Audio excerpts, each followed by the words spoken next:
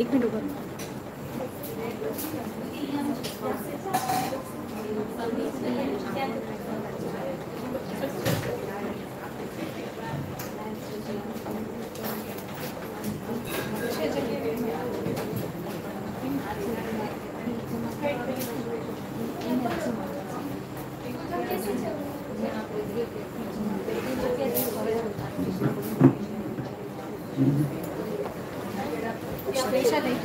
नीचे बेसी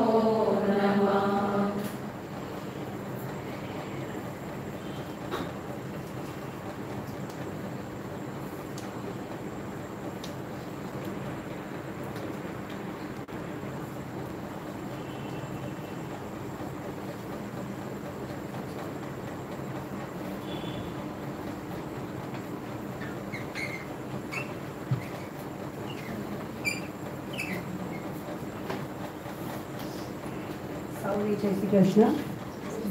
Jai Shri Krishna. Myself Dr. Sonal Sonani and working as dentist at Brigadier IN Dental Hospital, Surat. Mommy's Trashna Parivar Tarafthi, Dr. Prashant Kaya, well-known pediatrician of Surat, adolescent health consultant and Param group of Dr. Hausna, director છે. એમના માટે clap કરીશું. Ma'am doctor Priyanka Anajwala MS gynaecologist galaxy hospital Maidarpura Surat એમનું પણ આપણે સ્વાગત કરીશું. Actually આપણે 1 August to 7 August world breastfeeding week એ રીતે આપણે સેલિબ્રેટ કરીએ છીએ અને Surat paediatric association and NNF સાથે મળીને આપણે આજની પહેલી ઇવેન્ટ સેલિબ્રેટ કરીએ છીએ જેનું નામ છે breast feeding is the best feeding and every year આપણે આ ઇવેન્ટ સેલિબ્રેટ કરીએ છીએ, જેમાં ડૉક્ટર પ્રશાંત સર હંમેશા આપણી સાથે જોડાય છે અને આપણને માર્ગદર્શન આપે છે. તો આપણે બ્રેસ્ટ ફીડિંગ વિશે આપણે બધા મધર લોકોને બહુ બધા ક્વેશ્ચન્સ હોય છે, લાઈક બહુ તકલીફ થતી હોય છે ટાઈમ દરમિયાન કઈ રીતે બ્રેસ્ટ ફીડિંગ કરાવવું જોઈએ, ઘણા બધા ક્વેશ્ચન્સ છે. તો એને લઈને આપણે ડૉક્ટર લોકો પાસેથી જ આપણે માર્ગદર્શન મેળવીશું.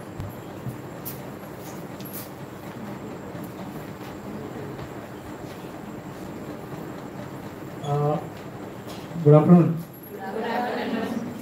મને શીતલે એવું કીધું હતું કે હિન્દીમાં લેવાનું છે, તો બધા कम्फर्टेबल हिंदी में? तो प्रशांत और प्रियंका हम दोनों आज आपके साथ जो बात करेंगे वो ब्रेस्ट फीडिंग के बारे में बात करेंगे. पर सबसे पहले एक सवाल पूछ लेता हूँ, इनमें से सबसे पहले जितने भी फर्स्ट टाइम मदर हैं, हाँ ठीक है, पहला बच्चा जिसका है, अभी तक डिलीवर नहीं हुआ है जिसका मतलब, हाँ ठीक है, मतलब एक भी बच्चा डिलीवर, तो मेजोरिटी फर्स्ट टाइमर्स हैं, तो सब नए हैं, तो उनके लिए पूरा टॉक नया ही होगा. बाकी ये होगा जैसे सुनील ने भी बताया वैसे कि हर साल सर आते तो वही की वही टेप चलती रहती है, हाँ तो आप सुनोगे तो वही का वही मिलेगा और कुछ मिलने वाला नहीं है, क्योंकि एक ही एक चीज़ है, बट देन यस इम्पोर्टेंट होता है, तो इसलिए हम बात करेंगे. हम थोड़ी सी बात एक दूसरे से क्वेश्चन आंसर के रूप में करेंगे, बीच बीच में आपके क्वेश्चन भी ले लेंगे, ठीक है. तो क्योंकि आप सब फर्स्ट टाइमर है, बेबी डिलीवर नहीं हुआ, so I just ask Priyanka ma'am ये जब डिलीवर नहीं हुए थे तब इनको ब्रेस्ट फीडिंग के बारे में बता के क्या करेंगे? डिलीवर हो उसके बाद ही फीडिंग कराना है ना, अभी तो क्या करना है? फिर भी हम अभी बता रहे हैं. सी देयर इज अ रीजन, इसलिए मैं पूछ रहा हूँ कि अभी तक बच्चा हुआ नहीं है, फिर भी हम उसकी बात कर रहे हैं, क्योंकि थोड़ी केयर आपको इस टाइम पे करनी है, जो बीइंग अ गायनेकोलॉजिस्ट वो ज्यादा अच्छे से बता पाएंगे. तो प्रियंका, ब्रेस्ट फीडिंग क्या है? मेरे हिसाब से ब्रेस्ट फीडिंग बच्चे को मिलने वाला ईश्वर की ओर से सबसे बड़ा वरदान है और ये हर बच्चे का हक है. ब्रेस्ट फीडिंग मतलब जो ब्रेस्ट मिल्क माता का मिल्क होता है वो एक संपूर्ण आहार है. उसमें जो प्रॉपर क्वांटिटी में protein, vitamins, calcium, iron, fat, carbohydrates और पर्याप्त मात्रा में पानी, वो सब होता है जो ह्यूमन बीइंग, जो माँ के बच्चे को पचने के लिए बहुत सरल होता है और उसके पोषण के लिए बहुत अच्छी चीज़ है.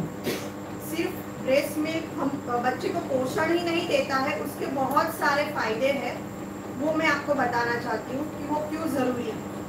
ब्रेस्ट मिल्क जिस बच्चे को दिया जाता है उसमें एलर्जी, इन्फेक्शन, सर्दी, जुकाम, न्यूमोनिया, मेनिंजाइटिस, अस्थमा, वो लंग के इन्फेक्शन, आंतें के इन्फेक्शन, डायरिया, वो सब होने की संभावना बहुत घट जाती है. ब्रेस्ट मिल्क में जो एंटीबॉडीज वगैरह होते हैं वो बहुत ज़्यादा इम्यूनिटी बिल्डअप करते हैं, बच्चे की रोग प्रतिकारक शक्ति बहुत ज़्यादा बढ़ाते हैं. ब्रेस्ट मिल्क सिर्फ शारीरिक विकास के लिए ही नहीं, मानसिक और इमोशनल बॉन्डिंग के लिए भी ज़रूरी है. ऐसी स्टडीज हुई है कि जो बच्चे एक्सक्लूसिव ब्रेस्ट फीडिंग माँ का दूध अच्छे से पीते हो तो उसका IQ लेवल जो बच्चे दूध नहीं पीते हो उसकी कंपैरिजन में ज़्यादा पाया जाता है. तो ये तो मैंने बात की बच्चे के फायदे के लिए, वो पर ब्रेस्ट फीडिंग कराना माँ के लिए भी उतना ही फायदेमंद है. जब बच्चा ब्रेस्ट फीड करता है तो वो निपल के स्टिमुलेशन से ब्रेन से कुछ हार्मोन सिक्रेट होते हैं, तो वो जो डिलीवरी के बाद बच्चेदानी जो सिकुड़ती है उसके लिए बहुत ज़रूरी है. तो डिलीवरी या सीजर के बाद जो ब्लीडिंग होता है उसकी संभावना बहुत कम हो जाती है. तो डिलीवरी के बाद जो माँ को खून की कमी वगैरह होती है वो बहुत कम हो जाती है. ब्रेस्ट फीडिंग माँ और बच्चों में इमोशनल बॉन्डिंग बढ़ाता है. उसके अलावा फ्यूचर में माँ को ब्रेस्ट कैंसर, अंडाशय का कैंसर या गर्भाशय का कैंसर होने की संभावना कम कर देता है. उसके साथ वो लोग जो हम प्रेगनेंसी के दौरान माता का जो वेट गेन होता है, तो जो फैट डिस्ट्रीब्यूशन है, तो फैट डिस्ट्रीब्यूशन पूरा ब्रेस्ट मिल्क बनाने में चला जाता है, तो माँ को वेट रिड्यूस करने में और पूरा शेप में आने के लिए वो बहुत ज़रूरी है और बहुत हेल्प करता है. ये तो हुई फायदे की बात. तो अभी ब्रेस्ट फीडिंग कब स्टार्ट करना है ये बहुत ज़रूरी है. तो ब्रेस्ट फीडिंग जितना हो सके उतना जल्दी स्टार्ट करना है. मतलब हम बोलते हैं गोल्डन आवर, डिलीवरी या सीजर के बाद का जो सबसे फर्स्ट आवर होता है उसको गोल्डन आवर बोलते हैं। उस घंटे में बच्चा बहुत ही ज़्यादा एक्टिव होता है। आप देखते होगे वो बच्चा, कोई भी ताज़ा जन्मा बच्चा देखना, वो आँख इधर उधर करता है, मुंह हिलाता है, हाथ हिलाता है, फिर थोड़ी देर बाद वो थक के सो जाता है। तो वो सबसे ज़्यादा एक्टिव फर्स्ट 30 to 60 मिनट्स में ही होता है। तो तब हम अगर ब्रेस्ट फीडिंग स्टार्ट करें तो ब्रेस्ट फीडिंग सक्सेसफुल होने की संभावना बहुत बढ़ जाती है और एक इमोशनल और फिजिकल बॉन्डिंग भी एस्टेब्लिश हो जाती है। अब हमने ब्रेस्ट फीडिंग स्टार्ट तो करा दी, तो अभी वो कितने कितने इंटरवल पर देना, वो सबको टेंशन देता है कि अभी मैंने एक बार तो दे दिया फीडिंग, अब मुझे कब देना चाहिए, तो दूसरी बार फीडिंग कब देना चाहिए। तो वो ऐसा कोई फिक्स क्राइटेरिया नहीं है, जब बच्चा मांगे तब देना चाहिए, पर ऐसा एक जनरल रूल तो नहीं बोल सकते, जनरल क्राइटेरिया है कि हर 2 से 3 घंटे में ब्रेस्ट फीडिंग कराना ज़रूरी है। तो मतलब 24 घंटे के दौरान 8 से 12 बार अगर आप फीडिंग कराते हो बच्चों को, तो वो थोड़ा प्रॉपर माना जाता है। तो फीडिंग कराते हैं तो कितने मिनट्स तक कराना चाहिए, कौन सी ब्रेस्ट से कराना चाहिए, ये सब बहुत कॉमन क्वेश्चन है, वो सबको होते हैं। तो एक बार हम फीडिंग स्टार्ट करें एक ब्रेस्ट से, तो जो पहला जो दूध निकलता है माँ के ब्रेस्ट में से, तो उसको हम फोर मिल्क बोलते हैं। तो ज़्यादा तौर पे, सामान्य तौर पे एक फीडिंग का सेशन 20 से 25 मिनट चलता है यूजुअली। वो सबके लिए फिक्स नहीं होता है, पर जनरल तौर पे हम 20 से 25 मिनट का गिन सकते हैं। उसमें पहली 10 मिनट्स जो दूध निकलता है उसको फोर मिल्क बोलते हैं, और उसके बाद जो दूध निकलता है उसे हाइंड मिल्क बोलते हैं। तो जो फोर मिल्क होता है वो प्रोटीन, लैक्टोज और पानी बहुत ज़्यादा प्रमाण में होता है। तो अगर आप फोर मिल्क पिलाते हो तो बच्चे की तरस, जो उसकी थर्स्ट होती है वो छिपती है। और उसके बाद फोर मिल्क, तो फोर मिल्क में फैट बहुत ज़्यादा होता है, hind milk, sorry four milk के बाद हाइंड मिल्क, उसमें फैट और इम्यूनोग्लोबुलिन्स की प्रमाण ज़्यादा होती है। तो वो उसके वजन बिल्डअप करने में और उसकी भूख संतोषने के लिए वो ज़्यादा ज़रूरी है। तो काफ़ी लड़कियों को क्या मान्यता होती है कि 5-10 मिनट इस ब्रेस्ट पे लगाए और फिर चेंज करके दूसरी ब्रेस्ट पे लगाए। मतलब वो पुराने सब दादी नानी भी कई बार ऐसा बोलते हैं, पर जो प्रॉपर टेक्निक है तो पहले एक ब्रेस्ट से पूरा मिल्क 15 से 20 या 25 मिनट तक पिलाओ, आपको लगे कि ब्रेस्ट खाली हो गया है और अभी भी बच्चा भूखा है तो दूसरे मिल्क पे, दूसरे ब्रेस्ट पे लगाओ। या फिर अगर नहीं खाली बच्चा सो गया, चलो उसकी भूख संतोष हो गई, उसको पेट भर गया, वो सो गया है, तो अभी 2 घंटे बाद अभी जब दूसरा फीडिंग हो तो वो दूसरी ब्रेस्ट से चालू करना चाहिए। क्योंकि अगर दोनों ब्रेस्ट से आप खाली 5-5, 10-10 मिनट पिलाओगे तो बच्चे को खाली पानी और शुगर ही मिलेगा, उसको फैट और इम्यूनोग्लोबुलिन्स नहीं मिलेंगे। तो ये एक बहुत गलत कॉन्सेप्ट है, वो मैं क्लियर करना चाहती हूँ। ये हमने बात की उसकी। तो अभी कितने महीने तक पिलाना चाहिए वो भी बहुत जरूरी है।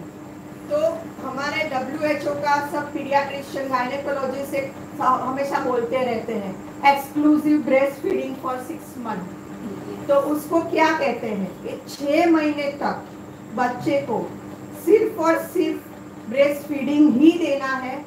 उसके साथ कुछ दाल का पानी या गाय का दूध, हनी या शुगर का पानी या नॉर्मल सादा पानी भी नहीं देना है, क्योंकि ब्रेस्ट मिल्क में सफिशिएंट क्वांटिटी में पानी होता ही है जो बच्चे की प्यास बुझा ही देता है। तो उसको एक्स्ट्रा कुछ वाटर देने की ज़रूरत नहीं होती है। तो 6 महीने तो एक्सक्लूसिव ब्रेस्ट फीडिंग देना ही है, और उसके बाद हम 1 साल 2 साल आप अपनी कंफर्टेबल, जब तक आप चाहो आप पिला सकते हो, पर उसके साथ थोड़ा दूसरा सप्लीमेंट्स देना पड़ता है। अब टेक्निक, दूध कैसे पिलाना है वो सबसे बड़ी बात है। तो बच्चे की पोजीशन कैसी होनी चाहिए? बेबी लाइक बेबी लेके आए वो कहाँ है? अच्छा, ये आता है तब तक थोड़ा सा और क्वेश्चन जो मैंने स्टार्टिंग में पूछा था ना कि भाई प्रेग्नेंट को क्यों सिखाना है, क्यों? क्योंकि आपको अगर बेनिफिट पता है तो आप देंगे। इंडिया में ये देखा गया है कि पहले घंटे में जो फर्स्ट गोल्डन आवर बोला गया ना, उसके अंदर ब्रेस्ट फीडिंग चालू होना चाहिए। मतलब होता क्या है, मेरा तो सिजेरियन है अभी नहीं दे सकते, हाँ? ऐसा नहीं है, नॉर्मल डिलीवरी या सिजेरियन है आप दे ही सकते हैं। सेकेंड, 43% मदर से, मतलब 100 में से सिर्फ 43 मदर ऐसी होती है जो पहले घंटे में दूध पिलाती, बाकी नहीं पिलाती। तो वो जरूरी है। क्यों जरूरी है? क्योंकि बच्चा एक्टिव होता है, जैसे मैडम ने बोला ना कि बच्चा एक्टिव होता है। तो होता क्या है, आप देखो, हमने ये देखा हुआ, इवन आपको मैं WHO का एक वीडियो मैं शीतल को भेजूंगा, वो आपको भेज देगी, ब्रेस्ट क्रॉल करके एक वीडियो, जिसमें क्या देखा गया कि बच्चा डिलीवर हुआ, डिलीवर होकर मदर के एब्डोमेन पे रखा और तुरंत 2 ब्रेस्ट के बीच में बच्चे को रख दिया। फायदा क्या हुआ? जब बच्चे को 2 ब्रेस्ट के बीच में रखा, immediately skin to skin contact चालू हुआ। तो स्किन टू स्किन कांटेक्ट जो होता है उससे बच्चा ठंडा नहीं पड़ता, तो उसको एक पहला एडवांटेज ये हुआ, पर हम बोलते हैं उसका फर्स्ट सेंसेशन, टच सेंसेशन वो पता चला। सेकेंड, जब बच्चा माँ की छाती पे होता है तो मदर के हार्ट बीट और बच्चे के हार्ट बीट मैच होते हैं, तो सेकेंड जो हार्ट बीट सुनना, मतलब वो कान से सुनता है, वो दिखता है। थर्ड, जब बच्चा मदर के ब्रेस्ट पे होता है तो उसको मदर का फेस दिखता है, उसको सिर्फ बॉर्डर दिखती है। मतलब सबसे पहला क्या चाहते हैं हम कि मेरा बच्चा मुझे देखना है, होता है कि नहीं सबको ऐसे कि भाई सबसे पहले मैं हाथ में लूँ, मैं करूँ, तो फिर वो मदर किसी और को क्यों एडवांटेज दे? आप खुद देखो और खुद रखो, वो फेस की आउटलाइन से बच्चे को पता चले। तो थर्ड, विजन, वो सेंसेशन आ गया। फोर्थ, ब्रेस्ट मिल्क, नॉर्मली अभी हम जो बात करते हैं ना breast feeding, normally 2 months onwards breast milk बनना तो चालू हो ही जाता है, बट बिकॉज ऑफ हॉर्मोन्स वो सीक्रेट नहीं होता। किसी किसी को थोड़ा बहुत शायद होता होगा, बट जब बच्चा डिलीवर हो जाता है तो वो हार्मोन की विड्रॉल इफेक्ट आती है और फिर वो ब्रेस्ट मिल्क सिक्रेशन चालू होता है, तो उसकी स्मेल बच्चे को तुरंत आना चाहता है। एंड अगर ब्रेस्ट के बीच में रखा है तो तुरंत बच्चा ब्रेस्ट फीडिंग चालू करेगा, तो टेस्ट, तो पांचों के पांचों सेंसेशन तुरंत बच्चे को मिलते हैं। तो दैट इज फर्स्ट स्टेप, ठीक है? तो इसमें वो हमें अभी से सीखना है। सेकेंड, मेजोरिटी, मतलब बार ऐसा होता है कि मुझे तो दूध आता ही नहीं, पहले 3 दिन सब कहने के यहाँ भी होता है, पीडियाट्रिशियन के पास भी होता है, नहीं आता। तो वो नहीं आता जब शुरू होता है ना, जैसे पॉजिटिव फीडबैक होता है वैसे एक नेगेटिव फीडबैक होता है। जब आप सोचते हो कि नहीं आता तो ब्रेन में नेगेटिव फीडबैक आता है, तो सिक्रेशन कम होता है। जब बच्चा सकिंग करता है तो पॉजिटिव फीडबैक होता है, ऑक्सीटोसिन सिक्रेट होता है और मिल्क सिक्रेशन होता है। तो इस पीरियड में जब आप प्रेग्नेंट है, उसी पीरियड में आपको थोड़े से ब्रेस्ट फीडिंग पॉजिटिव अफर्मेशन मंत्रस लेने होंगे। जैसे मुझे पता नहीं गर्भ संस्कार में और क्या क्या सिखाते हैं, टॉपिक नहीं, बट यस ये सिखाते हैं। तो क्या सिखाते हैं आपको? बस वही कि ऐसा जब मतलब अभी हमारा 8 मंथ है ना, तो मतलब अभी से किसी को नेगेटिव सोचना ही नहीं है कि नहीं आएगा, 100% आएगा। तो पहला ये सोचना है कि मेरे बच्चे को, मतलब जब बच्चा होगा तब मुझे दूध आएगा, 100% आएगा, पहला पॉजिटिव थॉट। दूसरा पॉजिटिव थॉट्स कोई और? आप अच्छी तरह से ले सकते हो, आप बचा सकते हो। सो यू कैन विजुअलाइज कि मेरा बच्चा बहुत अच्छे से ले सकता है, वो दूध का पाचन। इसी हमने कभी ये देखा है, मतलब हम सिर्फ ह्यूमंस ऐसे हैं कि जिनको मदर्स मिल्क के अलावा दूसरी चीजें मिलती हैं, जैसे cow's milk, buffalo milk, goat milk, powder milk. कभी ये सुना है कि गाय के बच्चे को किसी इंसान ने दूध पिलाया है? नहीं। क्यों? एनिमल स्पेसिफिक है ना कि भाई गाय के बच्चे को तो गाय ही पिलाएगी, तो ह्यूमन के बच्चे को ह्यूमन को ही पिलाना है। इसलिए पहले अभी से वो एक पॉजिटिव अफर्मेशन लाना है। जब वो पॉजिटिव अफर्मेशन आएगा तब अच्छा होगा। Second, I am capable. जब आप सोचते हो कि यस आई एम कैपेबल, मेरी होता ये है कि आप जब ये सोचते हो ना, उससे बहुत फायदे होते हैं। इवन हमने ये देखा जैसे ब्रेस्ट क्रॉल में रख दिया ना, अभी मान लो कि नॉर्मल डिलीवरी थी, मैडम ने डिलीवरी कराई, नीचे फिजियोटोमी दी होगी, स्टिच लेनी है, तो पेन मदर को होने वाला है। तो बच्चा फीडिंग ले रहा है ना, तो उसको पेन भी नहीं है, पता भी नहीं चलता कि वो स्टिचेस लिए जा रहे हैं, कुछ नहीं, क्योंकि उस टाइम पे जो जॉय होता है, नॉर्मली ये होता है कि जब सक करते हैं तो ऑक्सीटोसिन तो होता ही है, पर जब बच्चा आपके पास होता है तो बॉडी में ऑक्सीटोसिन हार्मोन के साथ साथ डोपामिन भी सीक्रेट होता है, एंडोर्फिन भी सीक्रेट होता है, ये सारे पॉजिटिव हार्मोन्स हैं। और ये जब सीक्रेट होते हैं तो फायदा तो ये है कि वो पेन नहीं हो रहा, उनको भी अच्छा लगता है। अब गायनेक के लिए फायदा क्या है, मैडम ने पहले ही बताया, तो पेन नहीं हो रहा तो वो अच्छे से स्टिच ले लेते हैं। सेकेंड, वो यूट्रस कॉन्ट्रैक्ट होना चालू हो जाएगा ऑक्सीटोसिन, तो ब्लीडिंग भी नहीं होगा। तो ये फायदे इसलिए आपको अभी से सोचना है, ठीक है? 2-3 चीजें और, फिर मैडम जो पोजीशन दिखाने वाली हो।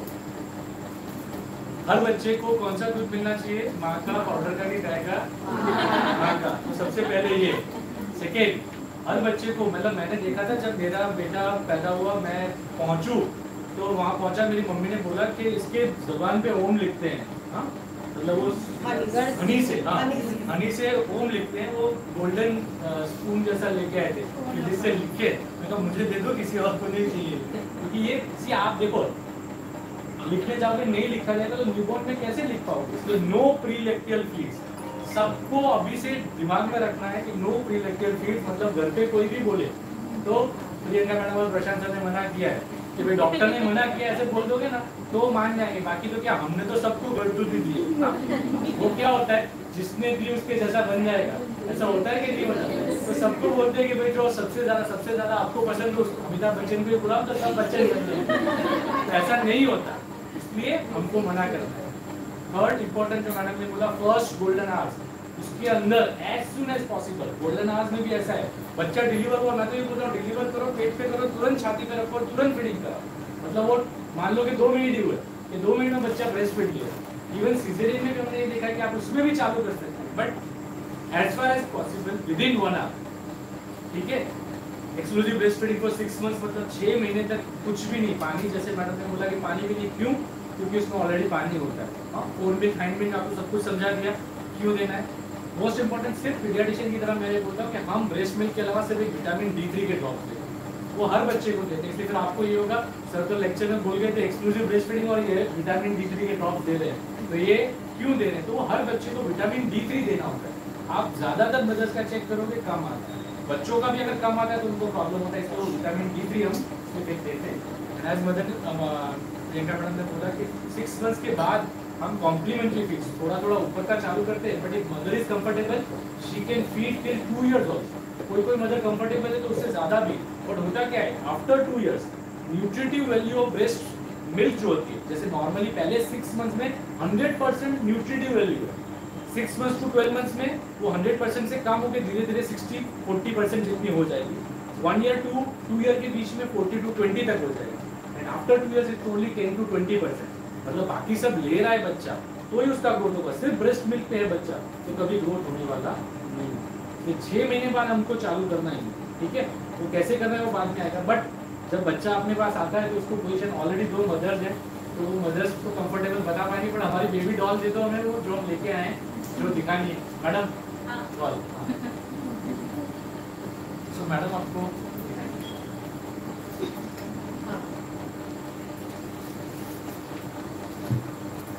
कोई वॉल्यूम का नाम से कोई पढ़ेंगे ना?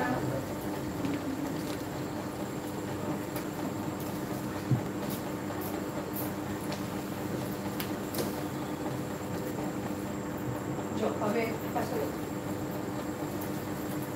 बेबी ने अपने पकड़ लिया, हम बेबी को जब उठाते तो उसका पूरा बॉडी एक ही पोजीशन में होना चाहिए, उसका सिर ऐसा टेढ़ा, पैर ऐसा टेढ़ा, बच्चे को हम अपनी ओर लेने के लिए मुंह ऐसे करना, ऐसा नहीं, उसका पूरा बॉडी, हेड, ये बॉडी और ये लेग, ये पूरा सेम सीधी लाइन में होना चाहिए, बराबर। और ऐसे होना चाहिए कि सपोर्ट उसको ये पोर्शन और ये पोर्शन को करना, इसको करने की जरूरत नहीं है, ये उसको हिलाने दो, उसको अंदर बाहर उसको मजा नहीं आए या उसका पेट भर जाए तो वो मुंह बाहर निकाल सके ऐसे, फिर ऐसे ऐसे टाइट पकड़ के रखोगे तो बच्चे को निकालना होगा तो भी वो अकड़ा जाएगा कि अब मैं कैसे बाहर, बराबर।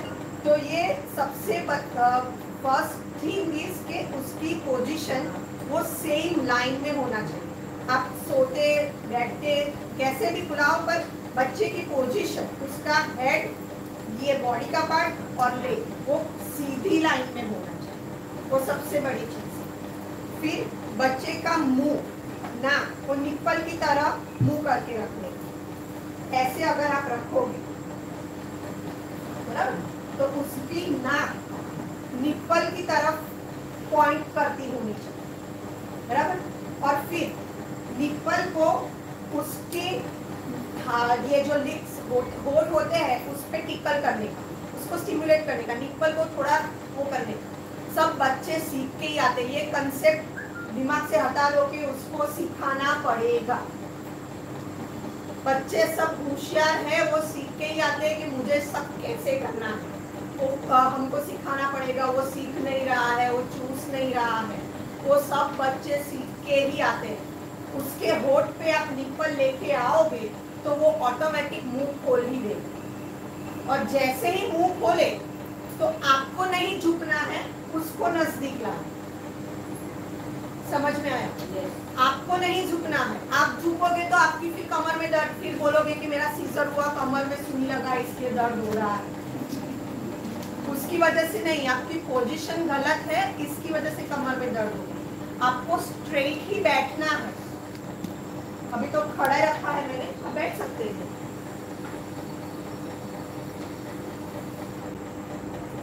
आप चाहे तो पीलो भी रख सकते हैं नीचे यहाँ, बराबर।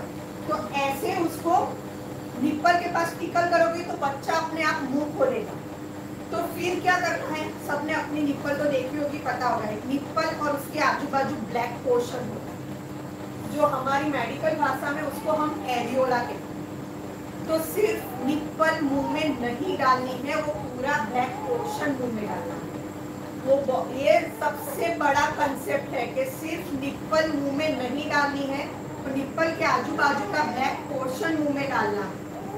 और अगर प्रॉपर पोजीशन हो तो बच्चा की प्रॉपर पोजीशन होगी ना, तो उसका होठ ऐसे बाहर आएगा नीचे का। ये चीन होगी ना, वो आपकी ब्रेस्ट पे टच करेगी और नोज उसका खुला रहेगा, वो सांस ले पाए इसके लिए। तो ऐसे रहेगा बच्चा। समझ रहे हो कि ये मुंह अंदर जाएगा, ये दाढ़ी होगी वो नीचे की पार्ट को टच करेगी ब्रेस्ट के, पर उसका हेड थोड़ा ये रहेगा, तो नाक उसका खुला रहेगा, तो वो बीच बीच में सांस ले पाएगा। कई बार क्या करते हैं, एकदम चिपका लेते हैं, तो बच्चा सांस ही नहीं ले पाता है, तो दूध कैसे पिएगा। तो ये पोजीशन, इसको लैचिंग टेक्निक कहते हैं। तो ये बहुत जरूरी है। अगर ये टेक्निक प्रॉपर होगी तो बच्चे के लिए भी फायदेमंद है और माँ के लिए भी। क्यों फायदेमंद है? क्योंकि अगर बच्चा सिर्फ निप्पल चूसेगा ना, तो दूध नहीं आएगा। क्योंकि जो ये एरियोला पोर्शन में बोलती हूँ ना, तो उधर वाल्व होते हैं, क्योंकि अपने आप दूध नहीं बहता, हम उसको दबाते हैं तो ही वहां से दूध आएगा। बच्चा सब करेगा तो ही। तो पूरा हम मुंह में डालेंगे ना बच्चे का एरियोला, तो ये जो गुजराती में अपने टाड़गू कहिए, ये पोर्शन बच्चे का वो एरियोला पे लगेगा। तो उस पोर्शन पे वो प्रेस करेगा, तो अंदर से वाल प्रेस होगी और दूध धीरे धीरे बाहर आएगा। तो बच्चे को भी कम मेहनत करनी पड़ेगी, तो वो इतना प्रेशर नहीं डालेगा। वरना सिर्फ निप्पल चूसने के लिए बोलोगे तो वो ज्यादा से ज्यादा चूसेगा, पर दूध आएगा नहीं। फ्रस्ट्रेशन में और ज्यादा चूसेगा और फिर निप्पल पे क्रैक हो जाती है, तो माँ के लिए बहुत पेनफुल हो जाता है। तो क्रैक निप्पल का सबसे बड़ा कारण इम्प्रॉपर टेक्निक ऑफ लैचिंग है। ये जो टेक्निक जो मैंने बोली कि किस तरीके से रखना है, कि हम अगर प्रॉपर तरीके से रखें, बच्चे का पूरा बॉडी सीधी लाइन में होना चाहिए, नाक उसका सांस ले पाए उस तरह से होना चाहिए, नीचे का होठ पूरा आउटवर्ड ऐसे होना चाहिए, और पूरा areola black portion, maximum portion of areola मुंह के अंदर आना चाहिए। किसी का बहुत बड़ा होता है, वो पोर्शन पूरा नहीं आ पाता है, पर एटलीस्ट 3/4 पार्ट भी अंदर आ जाए तो वो प्रॉपर लैचिंग टेक्निक उसको जानी जाती है। तो बच्चे और माँ के लिए बहुत ही यही एक मोस्ट इम्पोर्टेंट थिंग है, वो आपको सीखनी है, बराबर। ये प्रैक्टिकल थिंग है, वो कहीं भी आपको मिलेगी नहीं लिखावट में, ये ऐसे ही पता चलेगा और कोई समझाएगा भी नहीं आपको। और डिफरेंट टेक्निक्स है कि कैसे बच्चे को होल्ड करना है। एक क्रैडल होल्ड टेक्निक, तो उसमें क्या करते हैं कि जिस छाती का हम, जिस ब्रेस्ट का हम मिल्क पिलाने वाले हैं, वो एल्बो उसके हेड को सपोर्ट करेगा, ये बाकी का पोर्शन उसके नीचे के भाग को सपोर्ट करेगा, और ये हाथ से वो निप्पल उसके मुंह में करने के लिए हेल्प करेगी। इसको क्रैडल होल्ड टेक्निक कहते हैं। दूसरी टेक्निक है, एक मोस्ट कॉमन टेक्निक है, सबके लिए यही कंफर्टेबल मोस्टली होती है, जो बैठ के दूध पिलाते हैं। तो इसमें क्या, हमारा हेड स्ट्रेट होना चाहिए, सपोर्ट नीचे पिलो रखो और आप मत झुको, बच्चे को आप ठीक रखो, और आपका टमी और बच्चे का टमी एक दूसरे के एकदम कांटेक्ट में रखो। तो स्किन टू स्किन कांटेक्ट रहेगा, तो बच्चे को थोड़ा सूदिंग, कंफर्टेबल, वार्मनेस लगेगा और बॉन्डिंग भी बढ़ेगा, और वो बराबर से पकड़ेगा, उसको लगेगा नहीं मैं गिर नहीं जाऊंगा, मुझे बराबर पकड़ा हुआ। उसको थोड़ा कंफर्टेबल महसूस होगा। दूसरा क्रॉस कैडर टेक्निक होती है, तो यही छाती से हम पिलाएंगे पर ऐसे सपोर्ट, बराबर, और ये ब्रेस्ट से दबा के फिर निपल उसके मुंह में। दूसरी फुटबॉल होल्ड टेक्निक है, वो ज्यादा कंफर्ट, ये दो टेक्निक ही ज्यादातर चलती है। तीसरी टेक्निक है फुटबॉल होल्ड टेक्निक, तो उसमें क्या करते हैं, किसी को स्टिचेस बहुत पेन करते हो सीजर पे, या कुछ प्रॉब्लम हो के पेट पे बहुत दर्द होता हो, तो ऐसे होल्ड करते हैं कि बच्चे का पेट हमारे पेट पे नहीं लगता, ऐसे होल्ड, जैसे हम फुटबॉल पकड़ते हैं ना, तो ऐसे बच्चे का सिर पकड़ के ऐसे करते हैं, तो इसको फुटबॉल होल्ड टेक्निक कहते हैं। दूसरी एक साइड लाइन टेक्निक, जो सिजेरियन करते हो उसके लिए, और जो जिसको रेस्ट करना हो नाइट के लिए, वो करते हैं कि बच्चे को सुला देते हैं और उसके साथ हम करवट लेके उसको मुंह में फिर निपल देते हैं। तो उसमें भी बच्चे को थोड़ा ऊपर करना है, सपोर्ट करके थोड़ा, मतलब अगर कोई सोया हुआ है, मैं ऐसे सोई हुई हूँ, तो बच्चे को भी थोड़ा इधर से ऊपर करना है, तो आपको ज्यादा नहीं झुकना पड़ेगा, बराबर, और प्रॉपर पोजीशन में रहना। और पांचवी टेक्निक है ऑस्ट्रेलियन होल्ड टेक्निक, वो इतनी कंफर्टेबल नहीं होती है, पर कभी बच्चा को सांस में कभी तकलीफ हो तो वो बैठे बैठे दूध पिलाते हैं, ऐसे करते हैं। वो बड़े बच्चे 3-4 महीने के हो जाते हैं ना, उसके बाद ऐसे करते हैं। तो ये 5 टेक्निक है जिससे हम दूध पिलाते हैं। तो ये हम आपने देख लिया, और पोजीशन बच्चे को कैसे होल्ड करना है वो देख लिया। So clap for ma'am.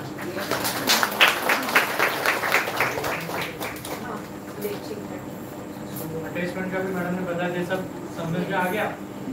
थोड़ा सा क्वेश्चन पूछ लो, क्विज, एक्चुअली क्विज आपके लिए हमने बनाई हुई है, जो सेशन खत्म होने के बाद आपको दी जाएगी। 20 क्वेश्चन है, 5 मार्क्स है, 100 मार्क्स सबके आने चाहिए। क्यों? क्योंकि वी वांट 100% ब्रेस्ट फीडिंग सबको। तो ये जितने भी हमने चीज़ हमारी तरफ से अभी बता दी थी वो बता चुके हैं। बीच में थोड़े से आपके क्वेश्चन लेते हैं जो आपके मन में हो, पहले वो ले लेते हैं, फिर हमें जो कुछ और मैसेजेस देने वो लेते हैं। ठीक है, तो अभी तक किसी को कोई क्वेश्चन हो इसके बारे में? आपने जो बताया ना सर कि 2 साल तक करते हैं, तो वो मुझे पता नहीं है, लेकिन माँ के साथ ऐसा क्यों सोचते लोग कि 1 साल के बाद वो फीडिंग छोड़ना ही बोलते हैं? नॉर्मली मैंने बोला वैसे कि इनिशियल 6 मंथ्स में बच्चे का सिर्फ एक ही फूड होता है, ब्रेस्ट मिल्क, तो उससे 100% न्यूट्रिशन मिलता है, उसमें सब चीजें हैं, प्रोटीन, फैट, कार्बोहाइड्रेट, जो भी बोलते हैं सब कुछ है। धीरे धीरे सी होता है ये, जो पीक पे पहुंचता है 6 महीने पे उसका सिक्रीशन पीक पे पहुंचा होता है कि वहां पे बच्चे की जो भी ग्रोथ है वो बराबर हो जाता है, पर धीरे धीरे फिर वो सिक्रीशंस कम होते हैं। तो अगर सिर्फ ब्रेस्ट मिल्क पे रखा है तो बच्चे का वेट, नॉर्मली हम ये बोलते हैं कि बच्चे का जो भी बर्थ वेट है वो 5 महीने पे डबल हो जाना चाहिए। मान लो कि 2.5 किलो नॉर्मल बर्थ वेट होता है, तो 5 महीने पे 5 किलो होना चाहिए। 3 किलो का बच्चा है तो 6 किलो होगा, 3.5 किलो का है तो 7 किलो। अब जब बच्चा 7 किलो का हो जाता है तो उसकी रिक्वायरमेंट मिनिमम 700 कैलोरीज की हो जाती है, जो ब्रेस्ट मिल्क से फिर सफिशिएंट नहीं होगा, इसलिए हम ऊपर का चालू करते हैं। 1 साल के बाद छुड़ाने का जो बोलते हैं वो मदर के कंफर्ट के लिए, वो मदर के कंफर्ट के लिए होता है कि कई बार क्या होता है, आप 6 मंथ्स के बाद बच्चे के दांत आ गए, बच्चा बाइट करने लगा है, मदर के निप्पल पे बाइट कर रहा है, एरियोला पे बाइट कर रहा है, इश्यूज आ रहे हैं, तो उसकी वजह से। बट इफ मैंने इसलिए सेंटेंस यूज किया था कि baby and mother are comfortable, अगर दोनों कंफर्टेबल है तो आप 2 साल नहीं उससे भी आगे तक दे सकते हैं, पर फिर वो न्यूट्रिटिव वैल्यू नहीं मिलेगी। जैसे मैंने बोला वैसे 1 से 2 साल के बीच में अराउंड 20 to 40% ही मिलेगा, तो बाकी का जो आपको देना है, से फॉर एग्जांपल 20% ही मिला तो 80% तो खाना ही खाना है उसको। तो at that time what you can do is सिर्फ नाइट टाइम फीड। क्यों? Breast feeding is readily available, जब चाहिए मिल जाता है। हाँ, कुछ तैयार नहीं करना पड़ता, तो रात को उठ के कुछ बनाना नहीं पड़ता, डायरेक्टली आप दे सकते हैं। इसलिए हम बोलते हैं कि नाइट फीडिंग चालू रखते हैं तो दे सकते हैं, एंड बच्चे को इजीली डाइजेस्ट भी होता है। बट नॉर्मली हमने ये भी देखा है, जब भी इलनेस आती है ना बच्चों में, बच्चे हमारे एडमिट होते हैं, उन्होंने छोड़ भी दिया होता है, but then they demand again. क्यों? क्योंकि और कुछ खा नहीं सकते और ये इजीली डाइजेस्ट भी हो जाता है, तो उस तरीके भी दे सकते हैं। बट इम्पॉर्टेंट चीज़ हम हमेशा ये बोलते हैं कि कॉम्प्लीमेंट्री चीज़ें 6 महीने के बाद चालू होनी चाहिए, और वो चीज़ें ब्रेस्ट फीडिंग के साथ कंटिन्यू रहे तो भी कोई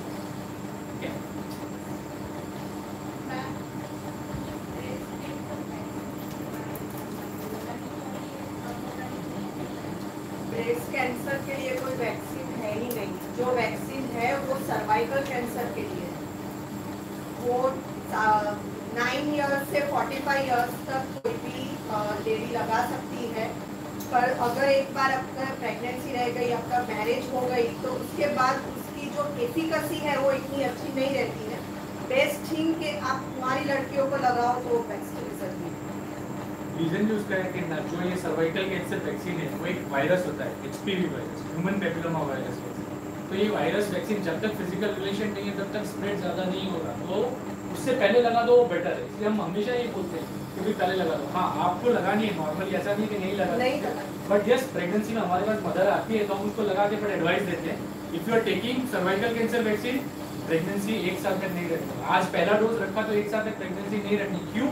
क्योंकि पता नहीं है उस वैक्सीन की इफेक्ट क्या होगी। जैसे अभी कोविड में भी हमने देखा ना कि पहले कोविड में मना ही कर रहे थे वैक्सीन, नहीं फिर हमने बोला नहीं दे सकते।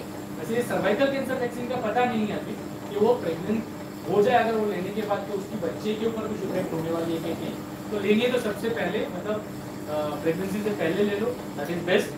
नहीं तो कभी भी, but the best thing before marriage.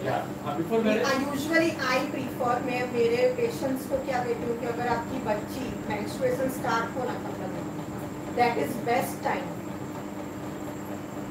And आपके लिए आपकी एज में मतलब प्रेगनेंसी हो गई, बच्चा हो गया, उसके बाद 35 के बाद नॉर्मली ये बोलते हैं कि भाई वो वैक्सीन प्रिवेंशन के लिए वो जरूरी ऐसा नहीं है कि 100% प्रोटेक्शन देगी। उसकी प्रोटेक्टिव एफिकेसी अच्छी है, but for you pap smear testing जो होता है जिससे पता चलेगा कि है कि नहीं है, तो वो 35 के बाद सबको कराना होता है। उसका इंटरवल क्या होगा वो मैडम बताएंगे। Screening is more important prevention, क्योंकि 35 की एज के बाद प्रिवेंशन वो इतनी एफिकेसी नहीं है वैक्सीन की। तो अगर आप एवरी 2-3 ईयरली आप करा लो, 35 तक तो 40 तक तो 3 ईयरली, और आफ्टर 42 ईयरली पैप स्मीयर करा लो तो वो बेस्ट रहता है।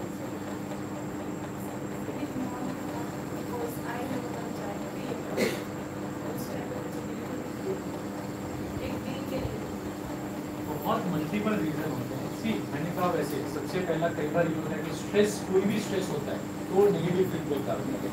एक चीज समझो कि जैसे बेबी का बॉर्न हुआ, नॉर्मली हम ये बोलते हैं तो प्रोडक्टिव की जो इफेक्ट होती है वो नॉर्मली 3rd-4th डे के बाद चली जाती है, तो फीलिंग आएगा ही। पर स्टार्टिंग में अगर नहीं आया तो फिर क्या करते हैं हम, जब फील नहीं आ रहा तो ऊपर का लेना चालू कर देते हैं। बच्चा वो ऊपर का लेना शुरू हो गया, फिर वो ब्रेस्ट पे स्टार्ट ही नहीं करता तो वो नहीं आता।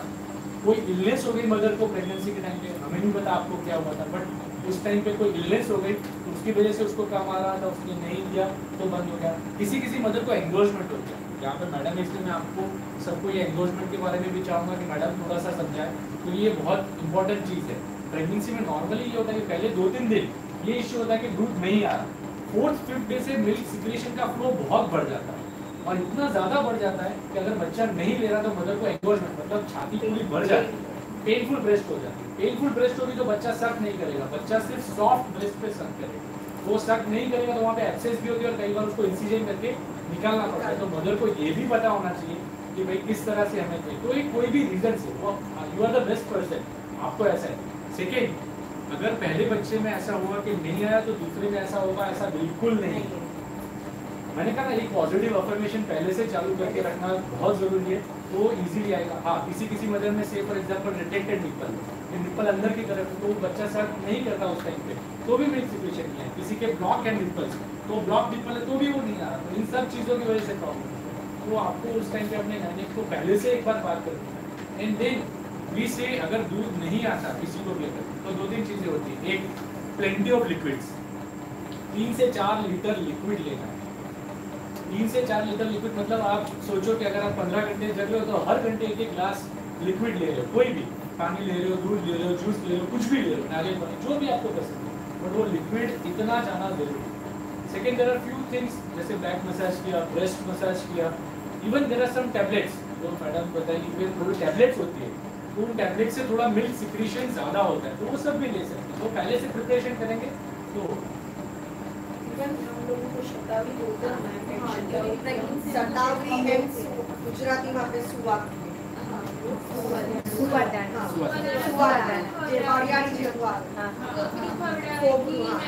એ ગેલેક્ટોકોકસ છે એટલે એક પ્રકારનું મિલ્ક સિક્રેશન વધારે છે જે આ આયુર્વેદિક પ્રિપરેશન જે મિલ્કારીનો વગેરે સબથી મેડિસિન मिलती है लैक्टोकोक वो सब उसमें से ही बनते हैं। तो नेचुरली मैं तो सब पेशेंट को बोलती हूँ कि आप वो सब स्टार्ट कर दीजिए, जो सुअर वाला को वो भिगो के उसका पानी बना के, तो वो नहीं पानी पीना, नॉर्मल पानी पीना ही नहीं है, तो उससे डेफिनेटली रिजल्ट मिलता ही नहीं।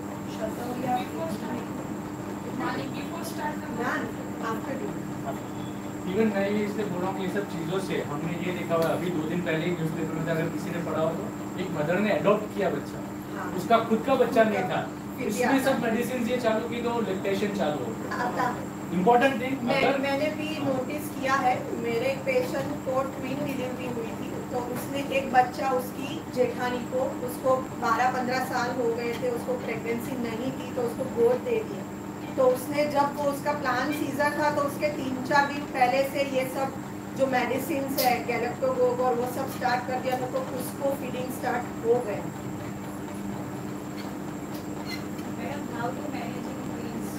हाउ टू मैनेज किड्स, तो उसमें भी वो जो मैंने फुटबॉल होल्ड टेक्निक बताई है, तो 2 बच्चों को 2 ऐसे भी करके आप पिला सकते हो। फुटबॉल होल्ड फॉर ट्विन, दोनों को साथ में दोनों ब्रेस्ट पे पिला, क्योंकि इसमें क्या होता है कि एक ब्रेस्ट से आप अगर पिलाओगे ना तो दूसरे ब्रेस्ट से थोड़ा सिक्रीशन बाहर निकल जाता है, तो वेस्ट हो, इससे अच्छा दोनों बच्चों को साथ में आप पिला सकते हो। और उसके लिए आपको किसी का सपोर्ट चाहिए होता है, मदर इन लॉ, हस्बैंड, कोई भी, तो ये फुटबॉल हॉल टेक्निक के ऐसे रख के आप पिलाओगे तो वो बेस्ट रहता है। तो जब ये बोला कि जब हम बेबी को ब्रेस्ट फीड कराते हैं आप, तो एक बाजू ब्रेस्ट फीड कराते हैं तो दूसरी बाजू से जो मिल्क निकलता है ना, तो वो वेस्ट नहीं जाए उसके लिए क्या करना है, उसको कलेक्ट करके रखते हैं, तो रूम टेम्परेचर पे 4 से 6 घंटे वो खराब नहीं होता। अगर फ्रिज में रखा हुआ है तो 6 से 8 घंटे खराब नहीं होता। और हमारी जो मिल्क बैंक है यहाँ पे, जो मैंने आपको बोला कि मिल्क बैंक है जहाँ पे वो मदर का मिल्क स्टोर करते हैं, तो वहाँ पे 4-4 महीने तक खराब नहीं होता। ठीक है, तो बेटर है फ्रीजर में भी रखे ना, जो बर्फ वाली जगह पे, तो उसमें भी 15 दिन तक हम रख पाते हैं। और जो मोस्ट इम्पोर्टेंट थिंग, अगर के लिए वो बेस्ट है। वर्किंग वूमन ने अगर प्रिजर्व किया हुआ है, मतलब जैसे आपने रूम टेम्परेचर पे रखा है, सी नाउअडेज मैटरनिटी लीव तो बहुत मिलती है, जो भी वर्किंग है उनको ये सफिशिएंट मिलती है, 6 मंथ्स तक देते ही।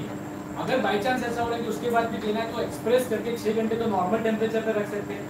अगर फ्रिज में रखा है तो इम्पोर्टेंट थिंग, फ्रिज में रखने के बाद जब बच्चे को देना है तो थोड़ी देर बाहर रख के डायरेक्ट देना है, उसको गर्म नहीं करना है। हाँ, मदर्स मिल्क को गर्म नहीं करना है, इसका ध्यान रखना है। गर्म नहीं करना, उस मिल्क को हम गर्म नहीं करते, ठीक है, तो याद रखना, क्योंकि ये क्या हो जाता है रिफ्लेक्सली, नहीं ये रिफ्लेक्स भी हो जाता है कि भाई बच्चे को तो गर्म, एक्चुअली ये होता है जब ऊपर का चालू होता है तो गर्म ही देते हैं। 1 साल से पहले हम मना करते हैं, no cow milk, no buffalo milk, no goat milk. सी घर में जो बड़े होंगे ना ये बोलेंगे नहीं 1 साल बाद देना है। 1 साल बाद क्यों बोल रहे हैं, एक घर में बोलेंगे गोट्स मिल्क, बकरी का दूध, मतलब सबसे इजी होता है पचने में, लीस्ट एलर्जिक और लीस्ट एलर्जिक होता है। बट इन सब चीजों से बच्चों को आयरन कम होता है, लूज मोशन हो जाते हैं। Even cow's milk protein energy जो है ना, इंडिया में हम इतनी नहीं देखते, बट इन यूएस वो ये बोलते हैं कि ज्यादातर एलर्जीज काउज मिल्क प्रोटीन, तो काउज मिल्क प्रोटीन जितना लेट इंट्रोड्यूस करेंगे उतना लेट एज में भी एलर्जी कम होगी। इसलिए 1 साल बाद, मतलब अन्नप्राशन जो करना है ना, हमें वो खीर से नहीं करना है। इसलिए मैं बोलता हूँ कि वो खीर से नहीं करना, क्योंकि वो खीर से करते तो दूध नहीं बनेगी ना, हाँ, तो इसलिए नहीं करना, कुछ और भी कर सकते, ठीक है। और सबको, मतलब सब मदर को इतना टेंशन रहता है कि मेरा मिल्क बच्चे के लिए सफिशिएंट हो रहा है कि नहीं, मेरा बच्चा फीडिंग बराबर ले रहा है, तो उसका का क्या क्राइटेरिया है कि हमको कैसे पता चलेगा कि बच्चा बराबर फीड ले रहा है। तो अगर आपका बच्चा दूध पीने के बाद 2 घंटा मिनिमम अच्छे से क्वाइट सिंपल स्लीप ले रहा हो, तो वो एक क्राइटेरिया है कि वो अच्छी बात है, उसने बराबर फीड लिया। दूसरा, उसके फीड लेने के बाद उसके मुंह या उसके होठ ड्राई नहीं होने चाहिए, वो मॉइस्ट होने चाहिए, उसका मतलब उसमें डिहाइड्रेशन नहीं हुआ।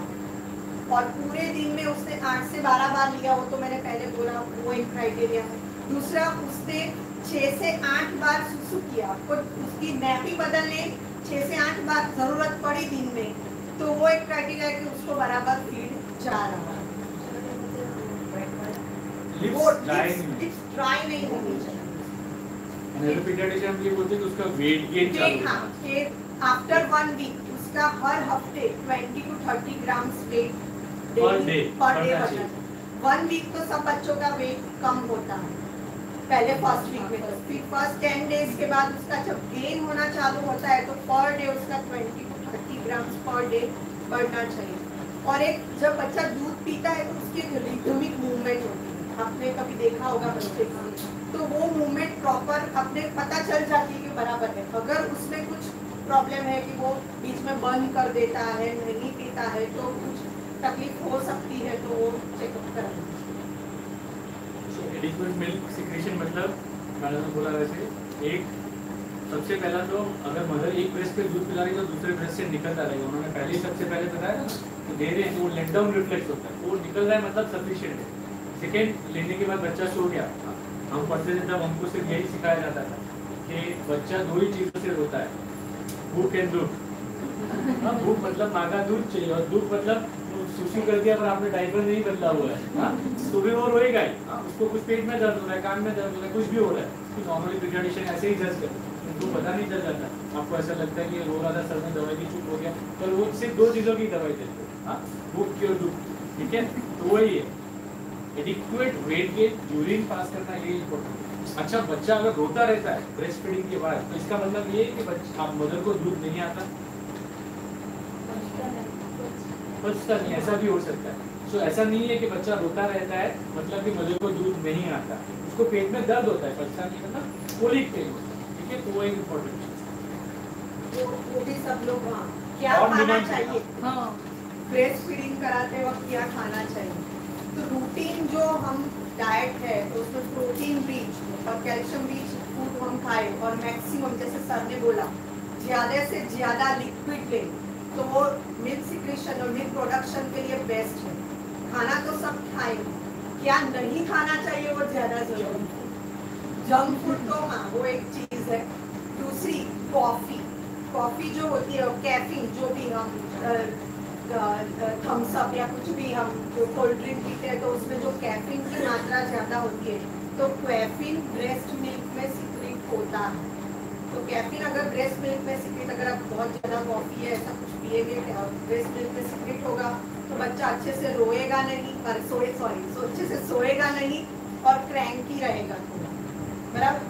फिर अगर बहुत ज़्यादा वो जंक फूड चाइनीज़ वगैरह जो खाते रहे और उसमें गार्लिक बहुत ज़्यादा आता है, तो गार्लिक भी ब्रेस्ट मिल्क में सिक्रेट होता है, वो ब्रेस्ट मिल्क स्मेल करता है, तो फिर बच्चे को नहीं पसंद आएगा कि ये कुछ अलग, तो नहीं पिए, बराबर।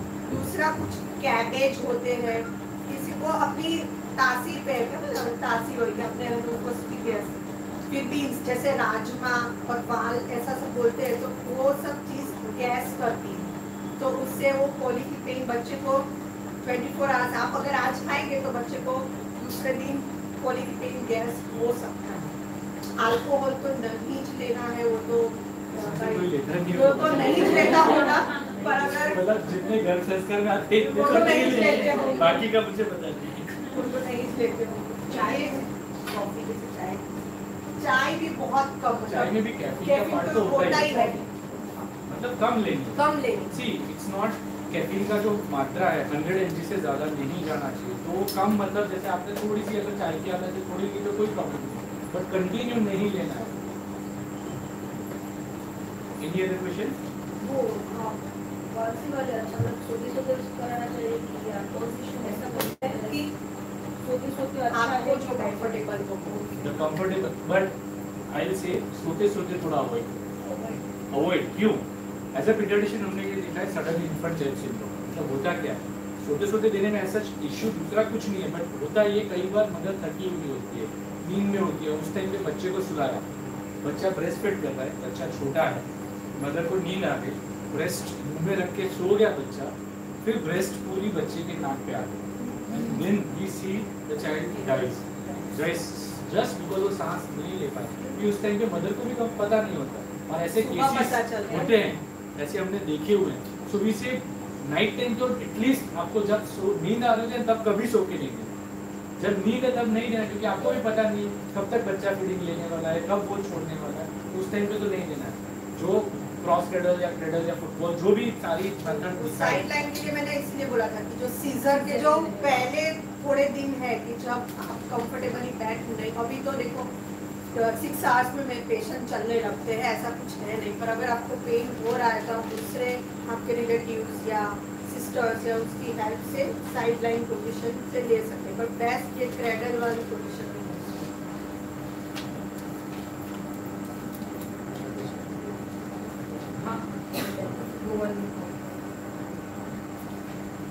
हो गया। और कुछ विषय जनरली मैं बच्चा स्वस्थ करता रहता है, हमें निकाल लेना या मतलब मेरे सिचुएशन अच्छे से हो रहा है या फिर बच्चा होश हुआ है, मतलब बिना काटे there are two things. One, normally जैसे मैडम ने बोला वैसे कि जब बच्चा ब्रेस्ट फीडिंग लेता है, कोई भी बच्चा वो 10 से 25 मिनट मैक्सिमम, 25 मिनट में ब्रेस्ट एम्प्टी कर ही देता है।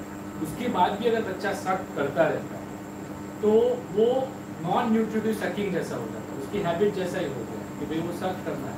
कि नॉर्मली आप देखोगे तो जो एक बार में सिक्रीशंस आते हैं वो नॉर्मली बच्चा जिस रिदम में लेता है तो वो 10 मिनट से लेके 25 मिनट के बीच में खाली हो ही जाता है। तो फिर उसका कुछ फायदा नहीं है, क्योंकि वो बच्चा पूरा, कई बार काफ़ी मदद ऐसे आते हैं कि वो पूरी रात लेता रहता है, तो उसका कोई मतलब नहीं है। That is non nutritive sucking, उसका कोई फायदा नहीं है। इट्स जस्ट लाइक जैसे बच्चा अंगूठा चूसता है। अच्छा, बच्चा अंगूठा चूसता रहता है, मैंने बोला इसलिए पूछता हूँ कि 3-4 महीने का बच्चा होता है, मुंह में सब कुछ डालता रहता है, इसका मतलब ऐसा हो कि दूध कम आ रहा है? नहीं, इंसिक्योरिटी नहीं होती, उसका नॉर्मल डेवलपमेंट है, इट्स कॉल्ड एज माउथिंग। जो नॉर्मल डेवलपमेंट है 3 महीने पे होगा। बट कोई छोटा बच्चा भी, सी एडिक्वेट मिल्क सिक्रीशन की तो हमने बात की, पर कई बार ये होता है कि बच्चा बहुत रोता है मतलब मुझे दूध नहीं आता, बच्चा सब मुंह में डालता रहता है मतलब मुझे दूध नहीं आता। ये सब गलत है, ये सारे मिथ्स है। मतलब बच्चा मुंह में डालता है, वो नॉर्मल माउथिंग का डेवलपमेंट है, तो ऐसा नहीं है कि मदर को मिल्क नहीं आ रहा। ठीक है,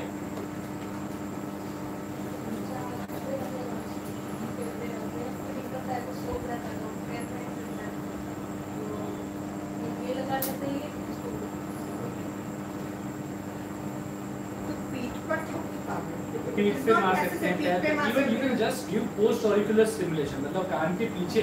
सी होता क्या है, कई बार बच्चा सो गया होता है तो उसको जगाने के लिए थोड़ा सा स्टिमुलेशन, तो कान के पीछे, मतलब आपने जैसे ये पकड़ा हुआ है तो दूसरे हाथ से आप कान के पीछे ऐसे कर सकते हैं, इट बिकम्स इजी। तो ये क्रेडल पोजीशन में ये हाथ है, तो ये तो हमारा फ्री है, ऊपर एक बार दे दी उसको, तो ये हाथ से उसके कान से हिलाओ, ऐसे कान के पीछे का भाग, ऐसे ऐसे करोगे तो भी वो जग जाएगा।